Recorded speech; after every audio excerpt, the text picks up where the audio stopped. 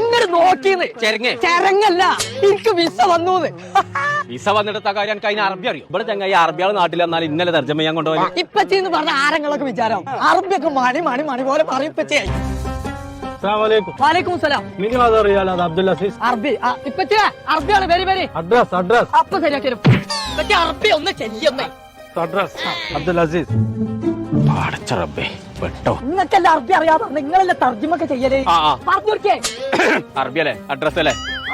അതാ അഡ്രസ് അല്ലേ? ബജ്ജല്ലേ? പറഞ്ഞോളാം. ഇന്നാലിന്നായി വൈനായിലേഹി റാജുവൻ. അറബി അറിഞ്ഞ എത്ര ഉള്ളൂ?